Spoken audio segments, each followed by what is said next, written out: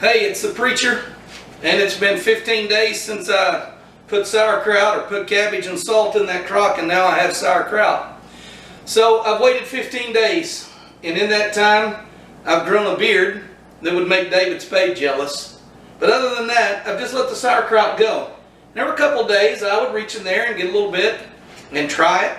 And about a week and a half ago, about 10 days in, it really began to taste the way I wanted it. And so I've eaten quite a bit out of that crock. And I filled up a couple jars and gave to other people uncanned.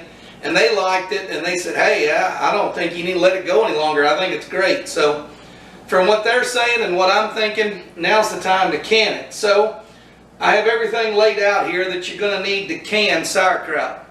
We've made it. We've let it cook. We're going to do the cold pack method. There are some methods that require you to heat the sauerkraut up first before you put it in jars. I don't want to do that because my wife and kids complain every single time I cook sauerkraut in the house. They're like, ooh, it stinks in here. And I'm saying, what does it smell like? Well, it smells like sauerkraut. And I said, oh, so it smells good. And they go, no, it smells like sauerkraut. And I say, oh, so it smells good. And we have this circular reasoning there. But anyways, all that behind us, I'm not going to heat it. I'm going to do cold pack. This is what I've done the last couple times I've made kraut. And I have everything laid out. So I have my kraut over there in the crock, and it's ready to go. I'll show that to you in a minute. I have a water bath going here, and I have enough water in there to cover the jars. I have another pot of hot water here. This is for lids and rings. Matter of fact, all the rings and the lids that I need are all right here. So I just take the rings, put them in the hot water, take the lids, put them in the hot water. I kind of spread them out so they don't get stuck together, but there you go. Now, the purpose of putting them in the hot water does a couple things. Number one, it kind of sanitizes the outside and cleans them up a little bit. But the main thing is it softens the rubber seal so that it'll stick to the jars. I have a dozen mason jars here. You're going to want one of these. A thing for picking up hot jars with. And you're going to want one of these. A little funnel for the smallmouth jars. And you're going to need something to poke it down with. A lot of people use the headspace gauge. Somewhere around here I have one. But I think I'll just use this. So you're going to need something to poke the kraut down in there. Now let me show you the kraut before we can it. Okay, so I have a towel under my crock, and that just keeps me from scratching up the counter or chipping up my crock. It kind of protects everything. I've been using for a weight a mayonnaise jar full of water on top of a lid. Yeah, I can. Okay, on top of a lid to hold it down. And the purpose for this is to keep the kraut submerged under its own moisture. And you can see the moisture's right there at the top. And you can see that my fingers are going down into the water. So you may remember when we made kraut, we were full up to here. Well, that's about how much I've eaten or given away. We had chili dogs at church. I used quite a bit there.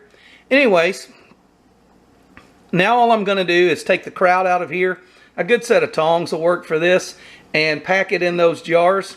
And when I get down to the last jar or two, I'll show you how to do that and save you the boredom of watching me do it 12 times or however much it takes to fill those jars.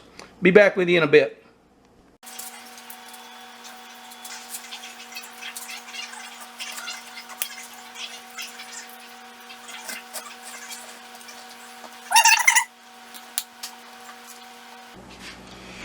Okay, so I ended up with 9 pints that you see here, and I have them all pretty well full. Some of them could use a little more moisture, a little more juice. And so what I'm going to do now is I'm going to get some of this extra juice, because what's in the very bottom is always the wettest that's there. So I'm going to get some of that and put it, well, I should have done that first. But I'm going to put some of the wetter cabbage on top of some of these lower that aren't as full. Now, the last thing I want to do before I wipe these down, put lids on them, I want to check and make sure I've got air bubbles out. And the way to get them out is just to push. And if you don't really spend some time and get these air bubbles out, what will happen is you'll end up burping out your liquid and you'll be left with really dry sauerkraut. Ask me how I know. I've done it. So you really need to spend some time, and I'll get the handle of that wooden spoon and get down in there, because you want to get all these little air bubbles out. And I don't mind having 3/4 of an inch of headspace. I just don't want to bubble out any of my juice. I want my sauerkraut to remain juicy. So if any of them are real low and I get a big batch of air out of any of them, I'll just get the last of the sauerkraut and put in there. So that's what they should look like.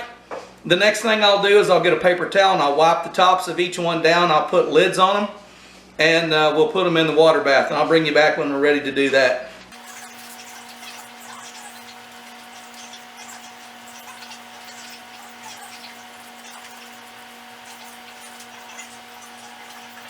Okay, you saw me wipe all the tops of those off with a paper towel. And since I'm transferring so much sauerkraut into these jars, you're always dripping some. And anyways, I took my stick and I went through and I packed them all down. I've squeezed all the air out. I'm down to just about the lip on all these, which is fine with me. Now, you're going to need a magnet to reach in this hot water and get your lids. This is not exactly boiling. It's starting to kind of simmer, I guess you would say. It's steaming good.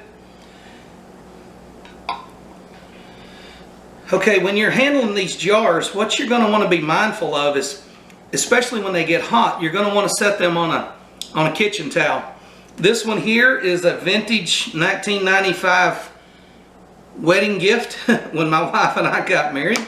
And what I do is I put them on a plastic, I don't know if you can see that, I put them on a plastic cutting board. That way I can pick up all 9 if I want to, or move them or adjust them. So makes it easier if you need to pick it up and get closer to the stove. Now that you've got the lids on there, you're going to go in and get your rings. And I just turn them until they start to get tight. Then I go back and tighten them just a little bit more. The main thing I want to do is, while it's still fairly hot, I want to get that lid in contact with that rim so it can start making that bond and getting set the way it needs to be. Now you just want to go, finger tight. You're not cranking on them.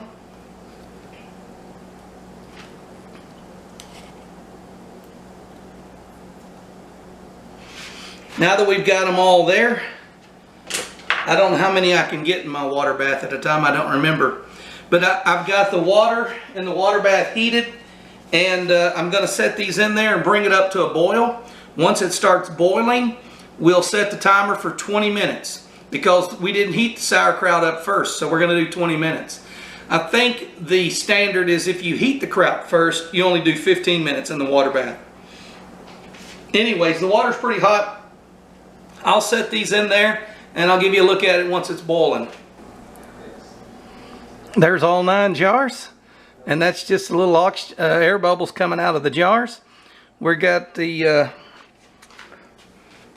set on high. We're going to let it go, and once it starts boiling, we'll set the timer for 20 minutes.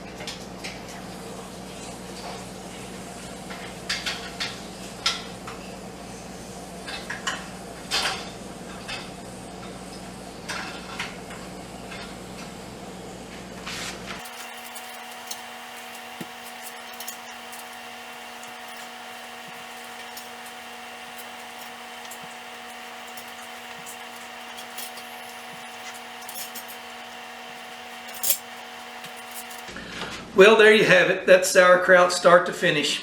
We started with whole cabbage and salt, and here we have 9 pint jars.